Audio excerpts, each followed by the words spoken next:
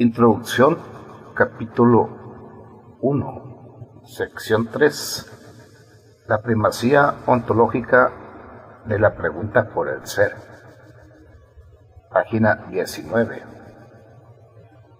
Con la caracterización de la pregunta por el ser, al hilo de la estructura formal de toda pregunta en cuanto tal, se ha aclarado el carácter peculiar de esta pregunta y se ha hecho ver que su elaboración, y más aún su respuesta, demanda una serie de consideraciones fundamentales. Pero el carácter particular de la pregunta por el ser solo saldrá plenamente a la luz cuando se la haya delimitado suficientemente en su función, en su intención y en sus motivos. Hasta aquí se ha motivado la necesidad de una repetición de la pregunta, en parte en lo venerable de su origen, pero sobre todo en la falta de una respuesta determinada e incluso en la ausencia de un planteamiento suficiente de la pregunta misma. Pero podría desearse también saber para qué ha de servir esta pregunta. ¿Se queda ella en una pura especulación en el aire sobre las más universales generalidades? ¿Es tan solo eso? ¿O es, por el contrario, la pregunta más fundamental y a la vez más concreta? Ser es siempre el ser de un ente, el todo del ente, según sus diferentes sectores, puede convertirse en ámbito del descubrimiento y la delimitación de determinadas regiones esenciales. Estas, por su parte, por ejemplo, la historia, la naturaleza, el espacio, la vida, el Dasein, el lenguaje, etc., pueden ser tematizadas como objetos de las correspondientes investigaciones científicas. Son objetos. La investigación científica realiza ingenuamente y a grandes rasgos la demarcación y primera fijación de las regiones esenciales. La elaboración de las estructuras fundamentales de cada región ya ha sido, en cierto modo, realizada por la experiencia e interpretación precientíficas del dominio del ser, que define la región esencial misma.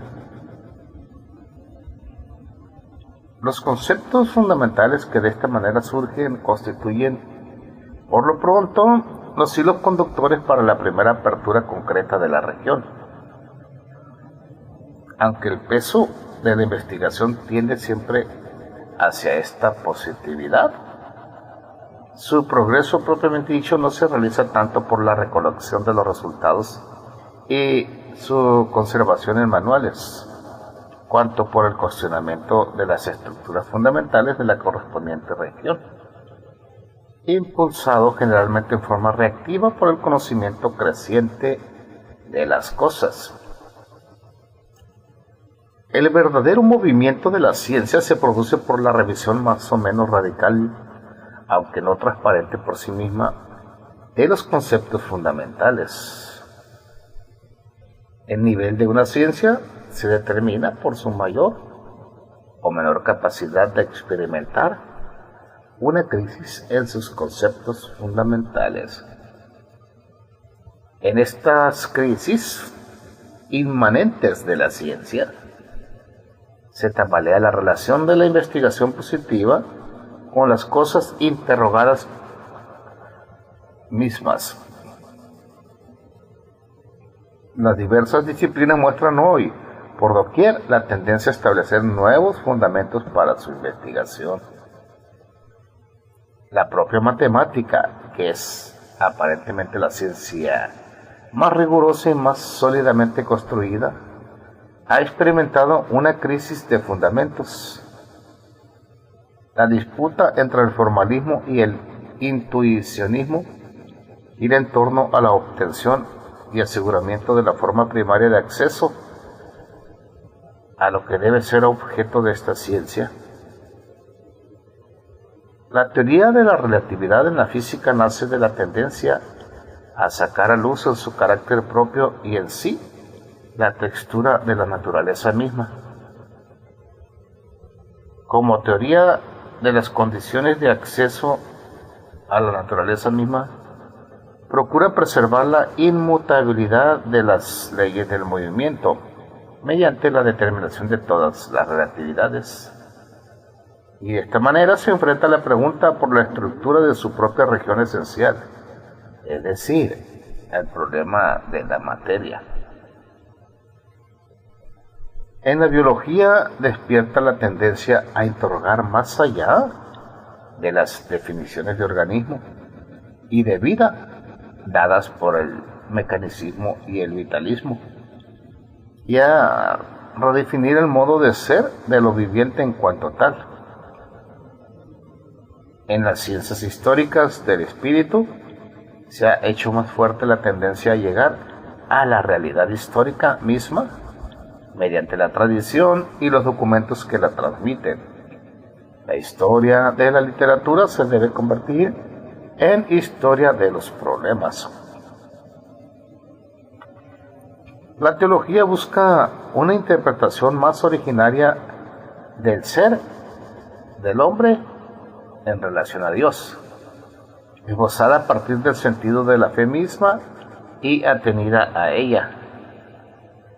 Poco a poco empieza a comprender nuevamente la visión de Lutero, de Martín Lutero, de que la sistematización dogmática de la teología reposa sobre un fundamento que no viene primariamente de un cuestionario interno a la fe, y cuyo aparato conceptual no solo es insuficiente para responder a la problemática teológica, sino que además la encubre y desfigura.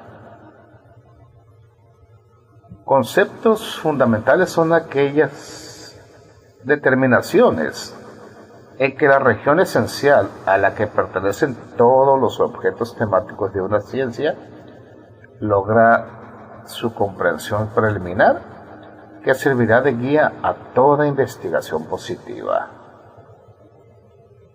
Estos conceptos reciben, pues, su genuina justificación y fundamentación únicamente a través de la previa investigación de la región esencial misma.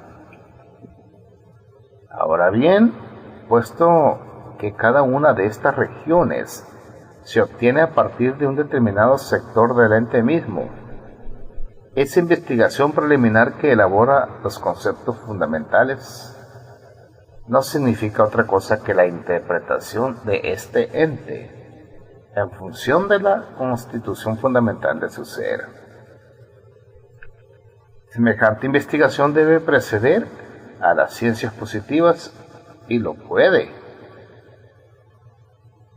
El trabajo de Platón y Aristóteles es prueba de ello.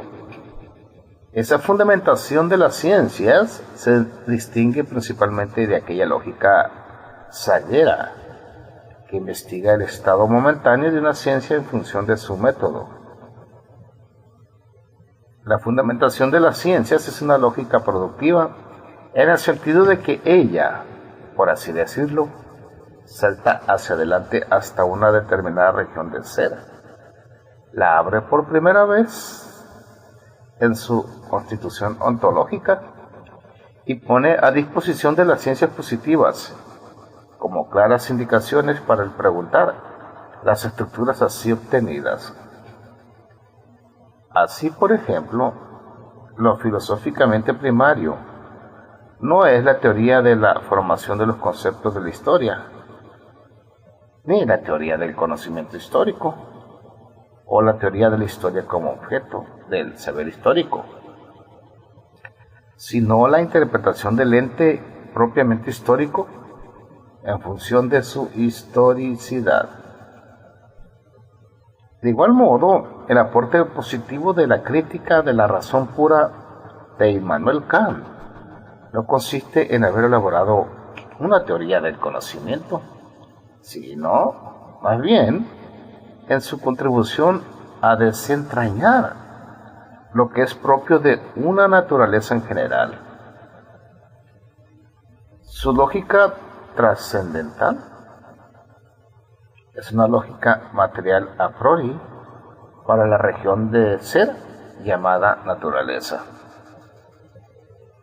Pero semejante cuestionamiento, que es ontología, en su sentido más amplio y con independencia de corrientes y tendencias ontológicas, necesita a su vez de un hilo conductor. El preguntar ontológico es ciertamente más originario que el preguntar óntico de las ciencias positivas, pero él mismo sería ingenuo y opaco si sus investigaciones del ser del ente dejaran sin examinar el sentido del ser en general. Y precisamente la tarea ontológica de una genealogía no deductivamente constructiva de las diferentes maneras posibles de ser necesita de un acuerdo previo sobre lo que propiamente queremos decir con esta expresión ser. La pregunta por él apunta, por consiguiente, a determinar las condiciones a priori de la posibilidad no sólo de las ciencias que investigan el ente en cuanto tal o cual, y que por ende se mueven ya siempre en una comprensión del ser, sino que ella apunta también a determinar la condición de posibilidad de las ontologías mismas que anteceden a las ciencias ónticas y las fundan. Toda ontología, por rico y sólidamente articulado que sea el sistema de categorías de que dispone, es en el fondo ciega y contraria a su finalidad más propia, si no ha aclarado primero suficientemente el sentido del ser, y no ha comprendido esta aclaración como su tarea fundamental.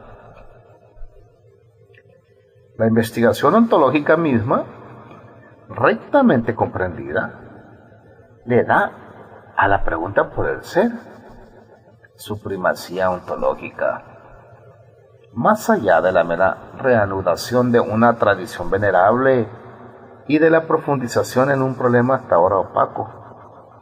Pero esta primacía en el orden objetivo científico no es la única. Página 22.